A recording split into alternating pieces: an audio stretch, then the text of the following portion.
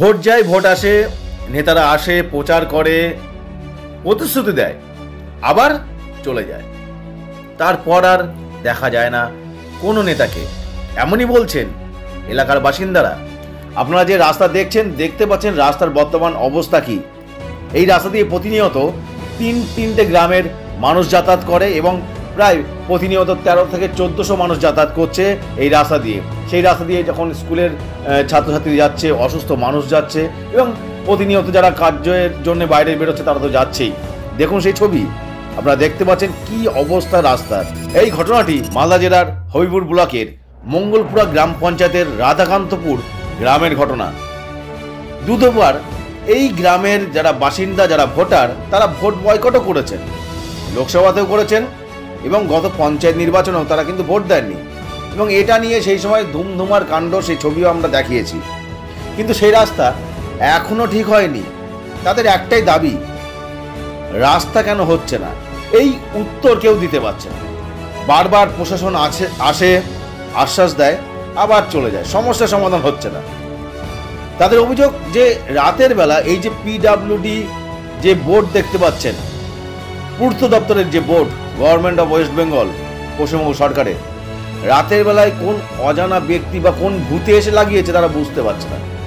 এবং তারা যখন যান পূর্ত দপ্তরের ডিএম অফিসে যান যখন, তখন বলে ওই বোর্ডটা লাগানো এই কারণে হয়েছে যে রাস্তার পূর্ত দপ্তর থেকে করে দিয়েছে। এবং প্রশ্ন হচ্ছে যে কাঁচা রাস্তা পূর্ত দপ্তর বা পিডব্লিউডি কবে থেকে করা শুরু করেছে? এটা গ্রামের মানুষের প্রশ্ন বা আমাদেরও প্রশ্ন।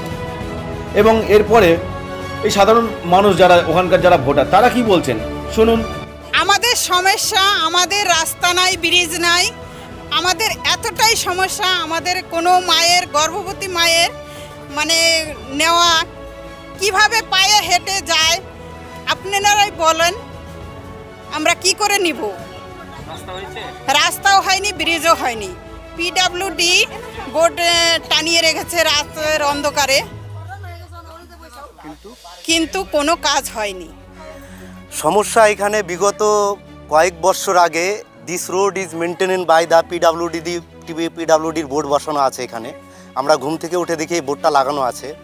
তারপরে এই বোর্ড নিয়ে আমরা তদন্ত করতে করতে পিডব্লিউডি অফিসে গিয়ে এই বিষয়টা নিয়ে জানতে চাই। পিডব্লিউডি বোর্ড অফিস থেকে বলে যে তোমাদের ওইখানে তো রাস্তা হয়ে গেছে, ওর জন্য আমরা বোর্ডটা বসিয়েছি। এবার এখানে কাঁচা রাস্তা আছে, কাঁচা রাস্তার উপরে কিভাবে পিডব্লিউডির বোর্ড বসে সেটা আমাদের জানা নেই। আপনারা শুনলেন সাধারণ ভোটারের বক্তব্য। দীর্ঘদিন ধরে একই অবস্থায় রাস্তার, কিন্তু রাস্তার কোনো রকম সুরাহা নেই। এই রাস্তার উপর দিয়ে রুগী যাচ্ছে, এই রাস্তার উপর দিয়ে ছাত্রছাত্রী যাচ্ছে, এই রাস্তার উপর দিয়ে সাধারণ জীবন জীবিকার জন্য মানুষ যাচ্ছে। তা কি অবস্থা আর একবার দেখুন। এবার আপনাদেরকে শোনাবো ওখানকার যিনি বিজেপির বিধায়ক আছেন তার বক্তব্য।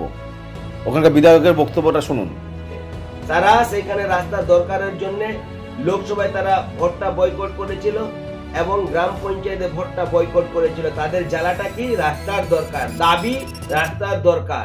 এত ভোট দিয়ে আসছে, রাস্তা হচ্ছে না কেন? আমারও দাবি সেখানকার এলাকা মানুষদের রাস্তার দরকার। এবার শোনাবো ওই মালদা জেলার জেলা পরিষদের সহকারী সভাপতির বক্তব্য, শুনুন। হবিপুর ওই প্রান্তে আপনার মঙ্গলপুরা অঞ্চলটাতে, এটাতে প্রায় আপনার 4-5 কিলোমিটার রাস্তাটা আছে, ঠিক আছে, সঠিক এটা।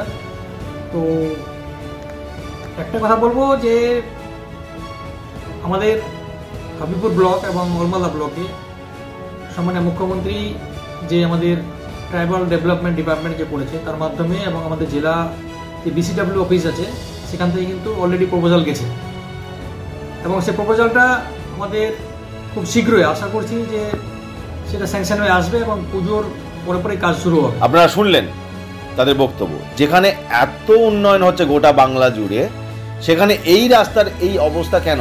এটা তো একটা অনেক বড় কোশ্চেন মার্ক, অনেক বড় প্রশ্ন। এর উত্তর খোঁজার চেষ্টা ওখানকার বাসিন্দারাও করছেন, আমরাও চেষ্টা করছি। উত্তর পাওয়া যায় কিনা সেটাই এবার দেখার।